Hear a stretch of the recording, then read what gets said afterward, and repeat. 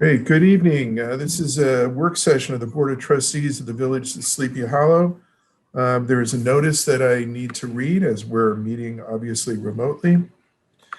Tonight's work session meeting is being convened in accordance with the Governor's Executive Order number 202.1 dated March 13th, 2020, which suspends certain provisions of the New York State Open Meetings Law to allow a municipal board to convene a meeting via video conferencing. In accordance with the executive order, the public has been provided with the ability to view tonight's work session, and a transcript will be provided at a later date. I have also confirmed with our village clerk that this work session has been duly noticed by posting a notice on the village's website and through various social media. So welcome. Just a couple of quick announcements before we get started. One is the announcement that we've been making every week, and that is, unfortunately, the coronavirus is still with us. The pandemic is still very much a part of our lives, and unfortunately, in the village of Sleepy Hollow, it's getting worse, not better. A few weeks ago, we talked about being in single digits and the teens, and then all of a sudden it jumped to 70, then it jumped up another 15 or so. We're now well over 100 active cases in the village. So, hey, everybody, be careful. If not for you, then for those that you know and love. Please be careful. We got to get a handle on this thing. Yes, there are several vaccines that look like they might work out for all of us, but they're months away before they're going to get to us. So let's be careful. On a related note, our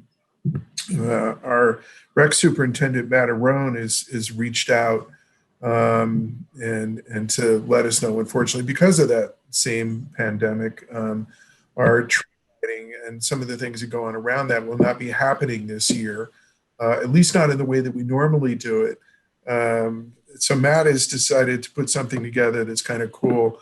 There'll be a virtual tree lining on Saturday, December 19th for our holiday party to celebrate any holiday that you celebrate in December, or if you don't celebrate any of them, just to be together with your friends and neighbors. It'll be from 5 to 7 p.m., 5 p.m. to 7 p.m., not 5 a.m.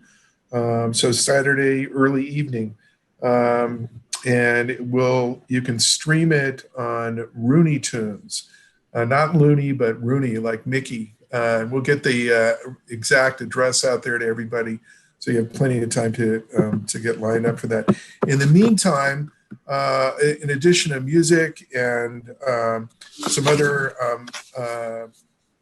holiday events and a visitor from up north will be showing pictures of events throughout the village and pictures that you can send in of your family and things that you thought were important and that you'd like to share with other folks.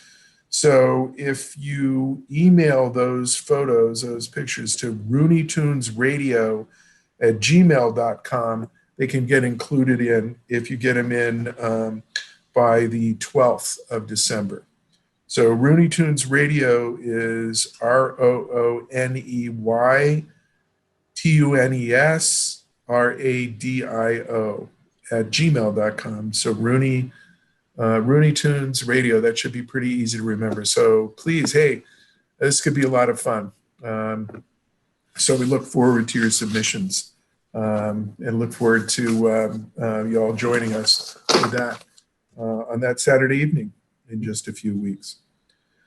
On our work session agenda this evening, we're going to start off with a presentation on a study, what could be a study of our Department of Public Works. And we have a proposal, and we've got some folks who are going to present that proposal. So I'm going to turn it over, Mr. Pennington, Mr. Haley, I believe. Please, from Matrix, not the Matrix, of course. Not the Matrix, all right. I would be cool for words, but I'm sure you're going to respond and say, yes, our presentation is cool for words as well. So with that, please take it away, and look forward to hearing it. Okay, great. I'm going to share a PowerPoint presentation on the screen here if all goes well.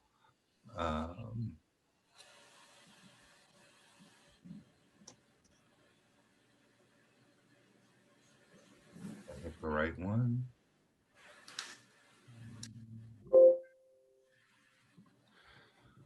Okay, so we appreciate the opportunity to present to you, and we do have a short presentation, and then we'd love to answer any questions that you may have. So we wanted to start by giving you a little bit of an overview about who the Matrix Consulting Group is, since we've not worked with your community before. We are focused on providing management consulting to local governments. That is our primary focus area. Since our founding in 2002, we have worked with over 1,200 municipal governments throughout the nation. We have many practice areas, but public works is one of our core areas. So we have people who specialize within our firm, specifically in the public works areas. We have other people who specialize in other service areas. Of those 1,200 local government clients, we've done approximately 200 dedicated public works studies.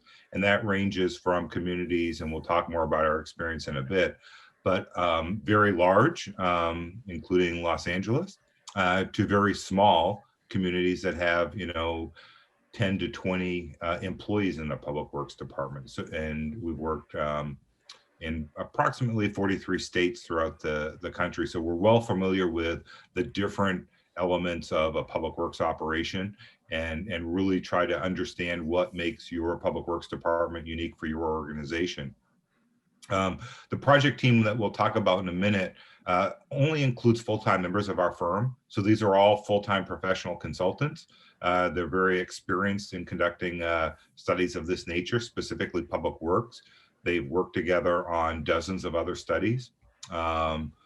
Two of our probably closest former clients to you would include White Plains, and a little bit older one was Washington County.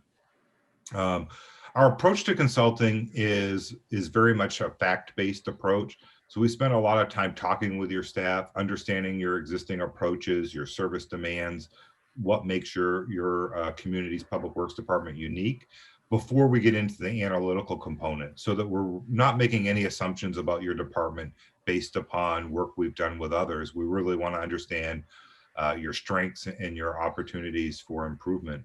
And one thing we really pride ourselves on with these types of studies is, historically, we've had implementation rates exceeding 85% when we go back and talk with our clients. So we're very proud of that. These are not reports that sit on a shelf and have no impact. So real briefly, I know you wanted to hear a little bit about our project team. So we have Robin Haley on here. I'll let him introduce himself, and then I'll cover the rest of the project team. Oh, hi, I'm Robin Haley. I'm a senior manager with the Matrix Consulting Group. I would be the project manager on this project. I have, as it says, over 30 years of analytical experience just in public works and just with the public sector. So I have, as it says, extensive public works experience that includes the functions that you have in your public works department there, including streets, parks, trees, water, wastewater. I also have much greater experience in water treatment, wastewater treatment, stormwater, engineering as well. But I've personally done over 150 targeted public works studies, and many more of those, many more studies of public works operations that were included as larger parts of general organizational studies as well. So good to be with you tonight. Thanks, Robin. So Robin, as he mentioned, would be the project manager on this. There are 3 other team members we're proposing, including myself. I've been with the firm since 2006. Prior to that, I spent 13 years in local government. I lead our general consulting practice, which includes our public works maintenance and operational analysis practice. The other 2 members of our team, Aaron Baggerly and David Branch, both also have extensive experience. Aaron has been doing consulting work for over 12 years. David for 7 years. Both of them have worked with Robin and I on dozens of other studies, including numerous public works studies. So it's not the first time as a team that we would be looking at these issues or working together. And each member of the team has a different area within public works in which they specialize. Robin has the broadest, but myself, Aaron, and David have unique areas within that we have typically looked at. I'm going to start this slide on some relevant project experience, and then we will go back to hand this over to Robin. So we mentioned we had over 200 studies.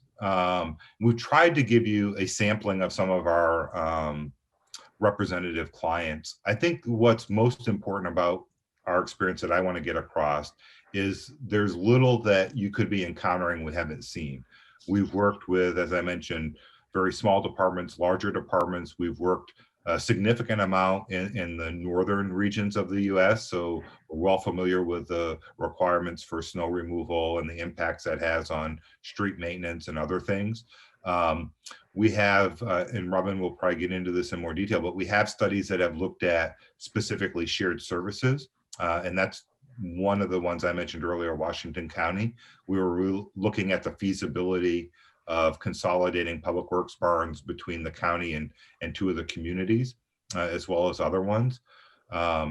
So we really have a breadth and depth of public work experience that I think is without equal in the nation. And I'm going to turn it over here to Robin to conclude the presentation. Yeah, just as it says, this is obviously not a full set of clients that we have, but we tried to pick out, get a good representative sample of recent clients that had spanned the East, Midwest to West, small, medium to large. But and we can talk about any one of these that you want, and I'm not going to go through each one of them, but I do want to pull out a few here just to highlight because they may have some relevance to you. One is Gulf Shores, Alabama. Clearly it doesn't have the same kind of climate you do, but it was a very fast-growing community where we not only evaluated current service levels and matched the staffing to that, but also did a multi-year projection of what the staffing levels needed to be to keep up with the population growth. And as another element of that study, we also determined what the facilities requirements would need to be over a multi-year planning horizon to meet, to accommodate those, not only the population, but also the service level growth as well. Over on the right-hand side, there's another, Alan mentioned the shared services. There are a lot of elements, I'm sure, to the public works study you would like to conduct in Sleepy Hollow, but one of the ones that we know about, I guess, is the shared services element, and wanted to highlight Provincetown and Truro over on the Cape here in Massachusetts, where a couple of years ago we analyzed all services in both towns, which included public works, to analyze the feasibility of propelling off some of the cooperation and shared services they already had implemented. Rock County, Wisconsin, just below it, where we analyzed the cost of services, where the county provided services to some of the client component cities, towns, and villages within the county, specifically in the areas of snow plowing and paving. And down there, as Alan alluded a little bit to it a moment ago, in Washington County, New York, where we analyzed the feasibility of consolidating the county's public works department with those of the Fort Anne and Kingsbury. We're also currently performing a facilities maintenance study in Lake County, Illinois, and organizational studies that include public works in St. Cloud, Florida, and Corona, California. Next slide, Alan. Sure. We didn't have a scope of services to build a task plan around. So what we did was develop kind of a typical task plan that we follow to conduct a public works study. And this is fairly generic and it can be tailored to you specifically, but I just want to touch on some of the highlights of kind of a 5-task plan here. One is I think you're going to find this is a hallmark of the Matrix Consulting Group, where we spend the first 2 to 3 weeks of the study just getting to know you and doing a current state assessment, whereby we try to understand what are the key issues shaping your study, what makes Sleepy Hollow unique, what are the operational and organizational changes that you not only have undergone in recent years, but anticipate to happen over the next few years. And we understand there are several. And how are your functions currently staffed? What are the existing workloads? What technology do you use? What kind of work order system do you have? And the budgets, of course. And we document all of those in what we call a descriptive profile or current state assessment that gets us all on the same page, so that we all are looking at we all understand the Public Works Department as it stands as in a snapshot in time, so that this is the organization that we will be evaluating in the following 3 or 4 steps. The second task is where we compare your Public Works Department's operations to those of best practices in the industry. We compare your Public Works Department to the alphabet soup of industry groups like APWA, AWWA, IFMA, AFMA. We could go on and on. But we also compare your services and staffing allocations to those of similar municipalities. And that is sort of an art form. We work with you to determine who those municipalities may be, but we will survey those. And together, it gives a good comparative analysis between your strengths and improvement opportunities vis-a-vis the best practices analysis, but also in comparison to your peers. The third task is where we really get into the guts of the study by looking at your operations and staffing, and look at your work practices and determine whether the service levels are appropriate. Do your staffing levels align with those targeted service levels, and whether your policies and procedures are relevant, comprehensive. Are you using technology, and are you using technology appropriately so that it is a force multiplier rather than just a repository of information? We take the approach that we need to work with you to determine what those appropriate staffing levels are, and then develop what the staffing levels need to be to meet those service levels. So many of our clients do it the other way around. We find out what the staffing levels are today, and we fit the service levels around that. We take the approach that it's the other way around. We want to determine what are the appropriate service levels for Sleepy Hollow, and we determine what those staffing levels need to be to meet those service levels. Then we proceed into task 4, which is the organizational structure assessment, whereby we look at the spans of control, whether those are appropriate, our like functions grouped together. And this would be the area of the study where we analyze the feasibility of potential shared services arrangements with other municipalities, perhaps. And then finally, we proceed into the draft and final report, where we provide you. This time, there will be no surprises. We will have gone through all of the business cases for change and giving you an implementation plan that you can look at and review, and give us the changes, and we can incorporate the appropriate ones. For this scope of services, with these task plan elements, we estimate it would be approximately $45,000. So next and final slide. Why us? Why the Matrix Consulting Group? Well, Alan mentioned a few of our attributes that we hope you'll notice. Just to wrap it all up in a nice, neat package, we do have extensive experience in public works operations, over 200 studies just in public works operations, both in New York and nationally. The analysts that we would assign to this project, we're subject matter experts. We're not going to be learning on your dime. But we're all experts in public works operations and have been doing this for the better parts of our careers. We have an analytical approach that gives you clearly defined recommendations that are all supported by facts. You're not going to find in anywhere in our report where we say our opinion is, or we believe this or that.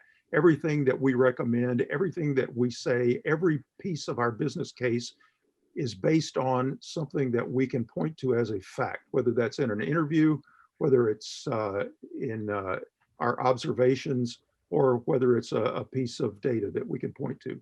But we get extensive input from you, both internal and external stakeholders, as the case may be. And we avoid surprises because we communicate with you all along the way. And we give you a clear implementation plan so that you, the village, and Public Works knows what to do, how to do it, who is responsible, and when it should be completed. And finally, as Alan mentioned, we have a very successful track record in implementing our recommendations with our clients with a success record over 85%. Great. So with that, that's our canned remarks. We know what you really want to know is the questions you have. So. I just want to add one thing to that in closing also is we focused back on the experience slide, principally on our Public Works experience, but I do want to highlight we have a really extensive client list within New York State also. We've done several studies for Albany and Albany County, New Rochelle, and we're currently working with one of your neighbors, Ossining, on a police reform study. So while those are not in Public Works, we do have a broad New York experience base and understand the structure of local government and some of the state regulations that apply. So with that, we'll turn it over to you, as Robin said, and I'll try to stop sharing this. Yeah. Thank you, gentlemen. Open up for questions, members of the board. I have two. First, I want to thank you very much for presenting. Appreciate some insight into your company. You talk about a success rate of 85%. I'd like to understand what that benchmark is, if you will, since we didn't really see a case study. I understand the experience part of it. And then secondarily, you put a price tag to it. So I'd like to understand a little bit more of how you quantify $45,000 and what that gets us in terms of hours and what that rate represents. Okay, great. I'll start, and then Robin, you can jump in. So regarding the implementation, one of the things we do is stay in touch with our former clients. We use them for references. We get calls from them as follow-ups in terms of as they move forward with implementation. They may run into a budget issue. So for example, in the last year when COVID hit, many communities had a significant drop in revenue they weren't anticipating.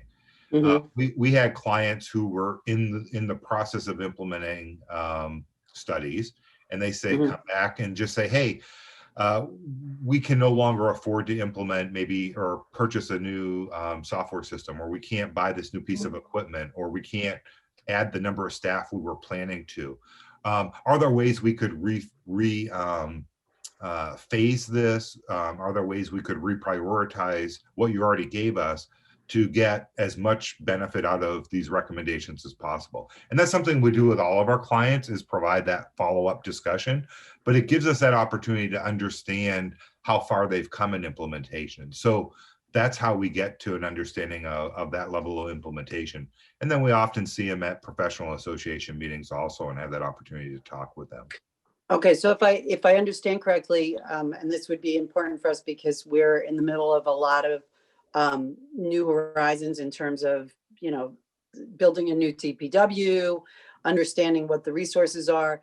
So when you look at an implementation plan, do you also, as part of what I would want to make sure as part of the price tag is to have kind of an a la carte, an A or a B based on, budgetary arrangements? Because a lot of times I feel like you put this plan together, and then you, if they don't all fit together, then it falls apart. Right. So I kind of would, want to assure that that's part of this, because there's so many elements that are being moved, that if any one thing doesn't come to break, I don't want the whole thing to fall apart. So that's where I'm, I want to be very sensitive to that. Yeah, so I think the way an important part of this is talking with you about how we put together the recommendations in an implementation plan. So there's one thing, if we come in and evaluate your staffing and Sure. we find, hey, you're not staffed to meet your existing service desires or service levels that you want to provide. That's one decision package, is here's the adjustments we need to make to do that. If you want to increase service levels, then we would tell you, here's the staff that would be required for that. If a new facility is in the works, and you say, there may be some cost efficiencies or some efficiencies if we have a new building, we can try to carve those out so that if that doesn't happen, you understand what the impact to your operations would be. But we just need to know that up front, how Sure. you want those decision packages put together so that we Okay. can best help you. Because what we don't want you to see is, because of one thing that changes, you have a report you can't use. We want to see you move forward and have Of some course. great benefits out of this. Of course. And if at one point, maybe not now, but maybe as a follow-up, understanding what makes up the $45,000. Sure. So basically that is based upon the calculation, as Robin went through the different phases of the project. We Mhm. have estimated hours that we would apply to each of those phases to do the interviews, the comparative, towards our hourly rates. And Okay. I tell you, the hourly rates for our firm range from 200 at the top down to 125. And Okay. while we're looking here, I was going to quickly give you an estimate of the number of hours that are included in that. That's okay. That's what I wanted to understand. So it's a composite rate is what you're Yeah. looking at. Okay. Yeah, and exactly. It's built up, and we can, we have two approaches when we do studies like this. We can do time and expense, where we're billing monthly based upon work completed. The other approach is at each of those tasks that Robin listed, we have a deliverable, and we do options where we invoice based upon that deliverable versus, the time and expense. Cool. So Yeah, roughly, go ahead, Robin. Sorry. I just wanted to interject that this is all based on the task, the typical task plan that we gave you there, and we can tailor that however you like. But it is built up from our hourly rates based on similarly sized operations. Clearly, we wouldn't charge Pittsburgh or Los Angeles the same thing for the same task plan, but we made some estimates based on what we see on your website, the number of staff, your budget, and that sort of thing to sort of get our arms around that. We can sharpen our pencils a little bit later on, but yeah, there's somewhere around 275 to 300 hours of staff time. The great thing about the pandemic right now is travel expenses are eliminated for a lot of the work we have to do. So we obviously have to do a lot more online interviewing than we have in the past, and site visits are more as needed as required. We'd have to talk with you about how to, or if or when that's appropriate for your organization. But that's roughly the level of effort we're looking at. Can I ask what the time frame expectation should be? How long does it take typically for you to do a study like this for a village like ours? Typically about 12 weeks, 3 months. We found that that's been a really sweet spot in the schedule. Anything shorter puts a lot of pressure on the client to review things quickly, to provide data, can be a little bit more disruptive to your day-to-day operations. Anything significantly longer than that, and the project seems to lose the momentum or the attention, and so we really like to sort of target about a 3 month, but we can work with you a little shorter or a little longer depending upon your needs. And typically in a non-COVID environment, how much time do you actually spend at the municipality versus the work you do remotely? Yeah, so typically we would spend in the first couple of tasks where we're doing the data collection, the staff interviews, facility tours, equipment reviews. We would spend the majority of the task 1 and 2 usually on site, or task 1, almost all of it's on site, and we would do on-site interviews and collection. And then in the later phases, 3, 4, and 5, that's principally remote anyways, because it was our analytical efforts, the writing of the report and so forth, and would typically have a review meeting with a draft report with our client. So we have done some of these since March, where we've done the entire project remote due to client needs, and we have some where at the time the environment was a little different, levels were lower. We were able to do some on-site time on the front end, and so we would have to work with you about how to do that. But on the first couple tasks, it's usually much heavier on site, and then it peters out as we get to the final report. But I do want to interject here that just because we do the majority of our work off-site during the latter half of the project or so, that does not mean that you don't see us anymore. There are a lot of follow-up interviews, a lot of untangling some conflicting interview notes that we have, holes in our interview notes, and that kind of thing that we always come back to you for. And there will also be review meetings along the way too. So you don't get rid of us after the first couple of tasks. We're always around.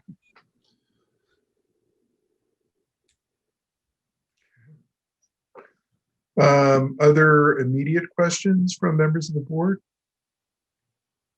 I say immediate because we always come up with questions afterwards, and I'm sure you will make yourselves available to us for any follow-up questions. Thank you. Members of the board, any further questions right now?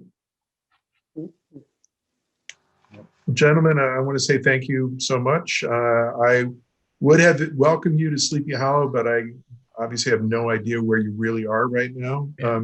I look forward to some time, whether it's working together or not, welcome you for real to Sleepy Hollow.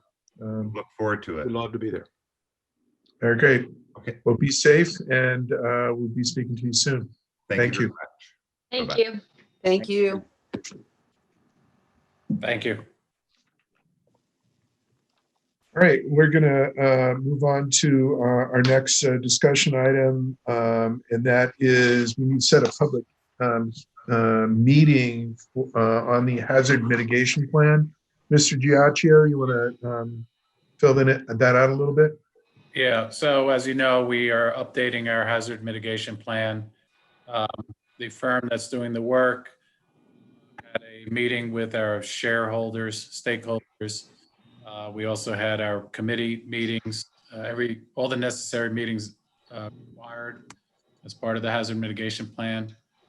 They've drafted a draft with some recommendations that was sent to the village board. If you needed me to send it again, let me know. And now the next step is for it to be rolled out to the general public. And we'll put it, I believe it's already on the website, but we'll put a notice out. And we'd like to just do this next week. We'll have the consultant at the board meeting to give an overview of the plan.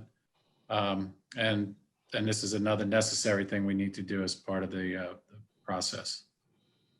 So we would conduct this like we do public hearings, essentially. At the beginning of the board meeting, it's not a public hearing, but open it for comment and have the consultants there to assist in that, correct? Correct. Okay. Members of the board, everybody's good with that? Okay, great. Please let them know, and we'll do that next Tuesday on the 8th.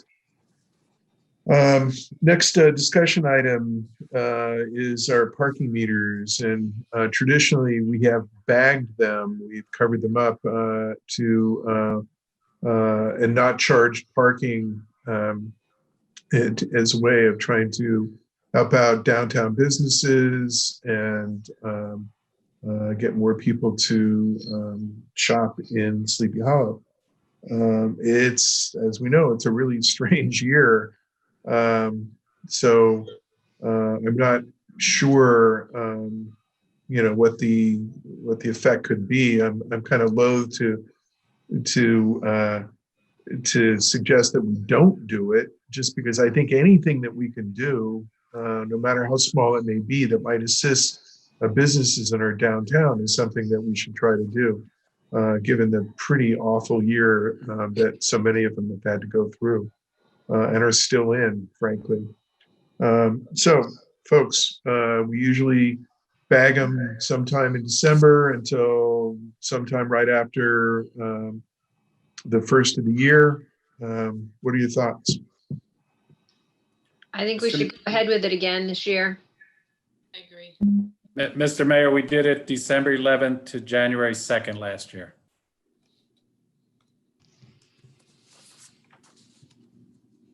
I don't see any reason not to do this again, and I'm in favor of continuing our annual, bagging the meters. Mm-hmm. I concur. So what day of the week is the 11th? It's a Friday. And the second? Second is a Saturday. Why don't we do the same thing this year?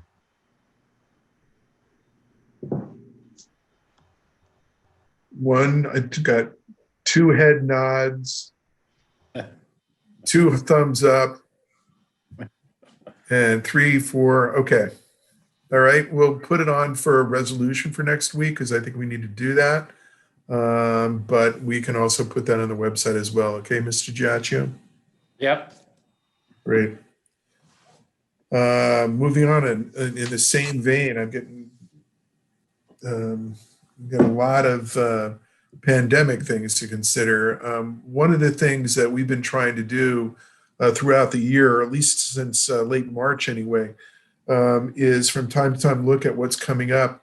And what that meant through most of the year was us considering a village events that we would normally have and then deciding to cancel them or postpone them to eventually cancel them later on because of the issues with crowds gathering and so on. We've also we closed Village Hall to outsiders. Left it open only for employees. And we have just recently decided to go back to these meetings to having them online instead of in person. Again, largely because of, well, not largely, entirely because of the pandemic. So I think we're going to continue our meetings as Zoom or WebEx or any other one of the providers. That part of it doesn't really matter, but that's going to continue for the foreseeable future. So I don't think that's something we need to really discuss, but are there any thoughts about Village Hall and given the huge increase in the village over the last few weeks, do we want to reinstitute a closure of Village Hall and run it the way that we were in April and May as a way of protecting our employees? So many of our employees were not able to do that because their jobs as police officers, as public works employees, require them to be outside and in contact with folks. But we do have significant office staff and who were able to do their jobs without having Village Hall open or in a more restricted way. So that is one of the things that we could consider. I would think like where to we get, I would like to get Anthony's opinion on this question. I think it's a really good one. Mhm. So I think this is something that we should be prepared for. I don't necessarily know it's necessary right now, but if the cases increase and restrictions continue, just from a morale standpoint and a safety standpoint to the village staff, I would recommend it if we get a little further into this. Managed fairly well. Last spring and summer, residents seemed to be okay with not having the opportunity to visit us, and we were pretty responsive if they dropped off anything in the mailbox, or if they made phone calls, or they emailed the staff. So I think if it turns out that this really picks up and we have to go to more restrictions, I think that's one of them we should consider, because again, for the safety of the staff and give us a higher comfort level. Mhm. So do you think if we go to an orange, if we get designated an orange zone, at that point, we should close Village Hall? You think that's a good level to judge it at? Yes, the answer is yes. Okay. You know, The village taxes are, I think we switched at the last opportunity to pay taxes to an online tax pays. And that was really good, because that's really one of the things. I know December 31st, the village taxes are due for people who don't escrow. The other department in our village hall that I'm sure is busy and robust these days, because everybody's pretty much home, is the building department. How would you handle that from a remote setting like you did in the summer? If you could just explain that. yeah, we set up an extra mailbox at Village Hall, one that's secure as well, so you can leave cash or checks and things like that. If they needed to meet with the building department, we have let them in Okay. on that kind of basis to go for plans and things like that. I think one of the other departments that we should really think about is the court.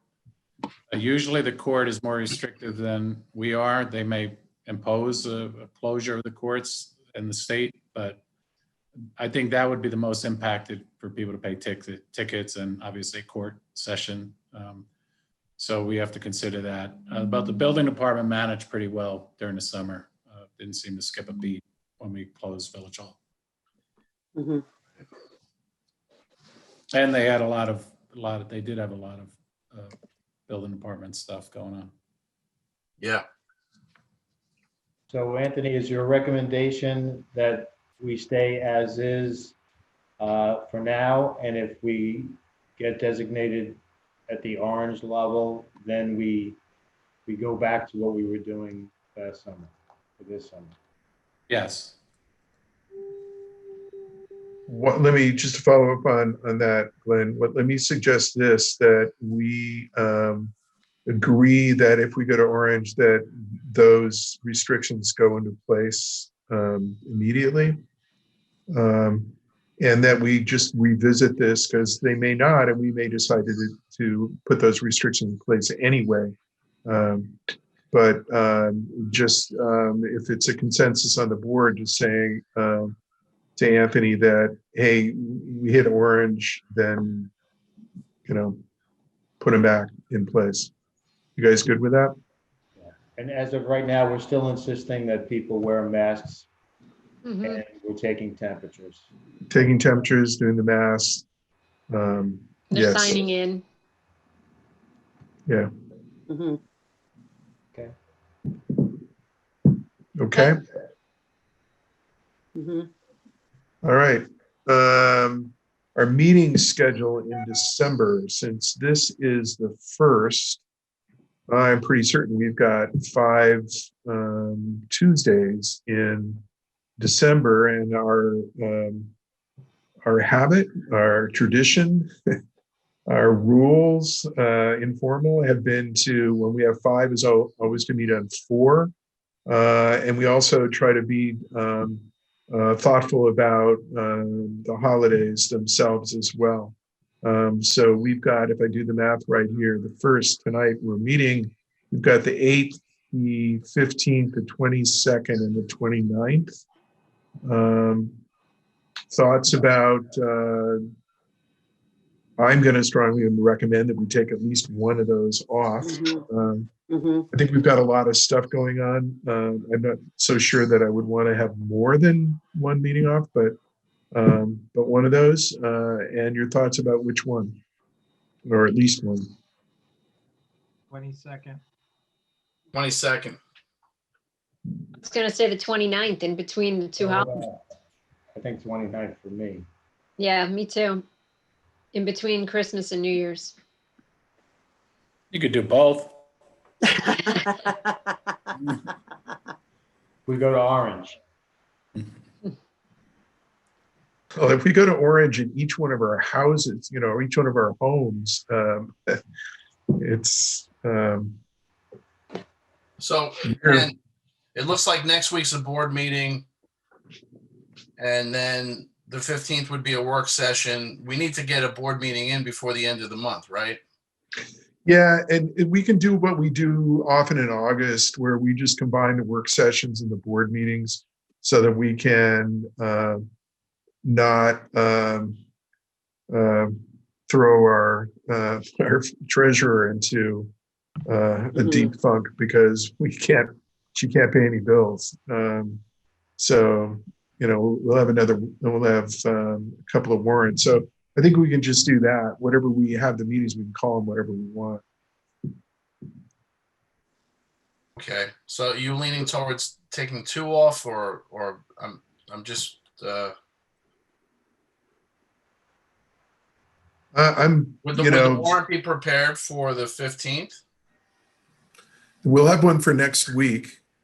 Okay. That's for, and then if Sarah knows what our schedule is for the rest of the month, then she's going to have an opportunity to kind of like, okay, I'm going to get these through for the 15th so that they're done, and it gives her an opportunity to kind of plan for it.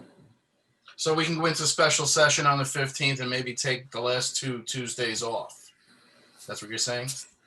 No, How do I'm you saying feel you get 3 more people to agree with that who are members of this board, and yes, that's what we're going to do. You got 1 here. They got 1 so far. I'm fine with 4. Yeah. Huh? I'm fine with 4 days. Hey, what do you guys want to do?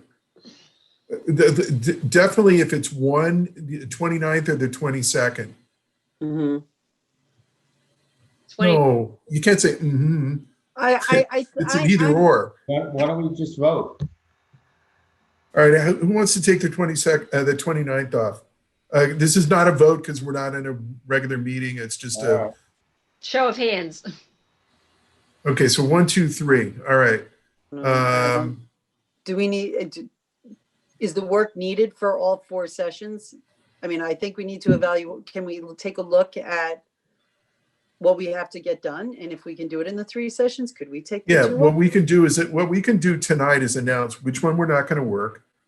And we can always decide if we don't need the 22nd, for example, and we end up deciding to take the 29th off. I think the we can 22nd decide- may win, though. Huh? I think the 22nd is going to be the winner. So All there's right, who 3 wants to take the votes for 22nd off? And you can vote twice, obviously.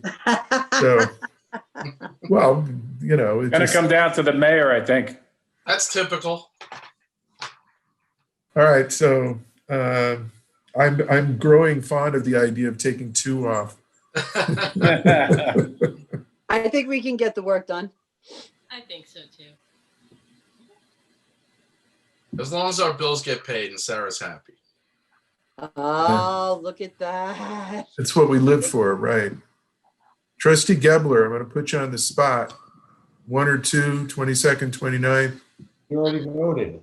Yeah, well, I voted for the 29th, but I'm okay with taking 2 off also. As long as we can get the work done, it's fine. We'll only know afterwards if we didn't get it done. So, all right. So we're definitely gonna. All right, we're gonna take off both of those. Okay. Okay. Thank you. And then with the caveat, if we need to, we'll put one of them back on. Okay. Yes. That will ensure that everybody does whatever work is That's necessary. right. Okay. All right. Mr. Giacchio, if you could make sure that gets on the village schedule and gets Yep. announced. And speaking of time, our remaining item on our agenda this evening is we have a proposal to renew the village clock maintenance agreement, which I believe is the clock at the top of Beekman Avenue. There was a proposal that was circulated to the board. It's not a huge amount of money. I think it's slightly discounted, although I don't really believe that. It says that the list price is $650. The renewal price is $585. It's really not very much money.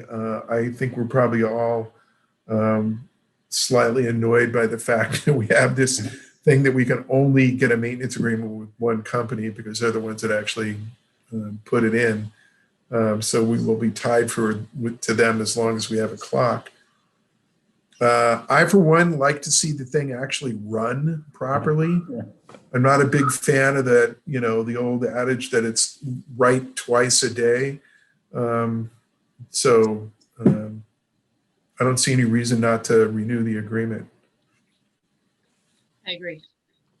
Agreed. All right, so we'll put it on for next Tuesday as well to review that, to approve that rather. Okay, that's our agenda for the evening.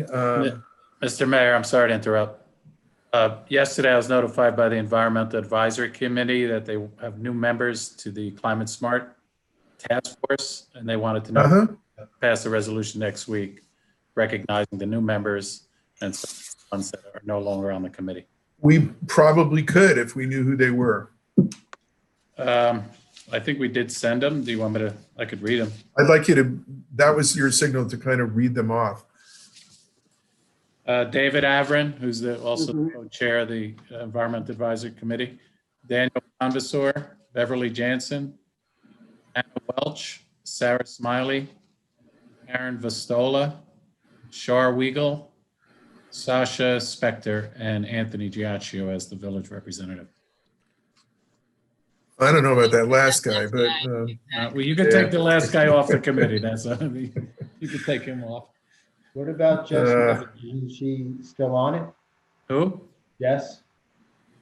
She wasn't listed. No, Okay. she's still on the Environmental Advisory Committee. She's the co-chair. Yeah, I think she's got enough to do. So she. all right, let's all think about that, and we'll approve at least one of those people next Tuesday. Everybody okay with that? Yes. Yeah. Great. Okay. Thanks. Anything else from any of the trustees? Okay. I just in parting, I want to wish longtime village resident Lynn Moffett best wishes on her anniversary, which is coming up on Thursday, and which I'm not sure that she's going to celebrate, but she may observe. So just, wanted her to know that. Didn't forget this year. Better than a card. It's the Happy answer is anniversary. okay. Nice. Yeah. Anyway, best to all of you. Be safe, and to everybody watching as well. Thank All you. right. Thank you. Good night. Good night. Thank you. Good night. Good night, everybody. Good night.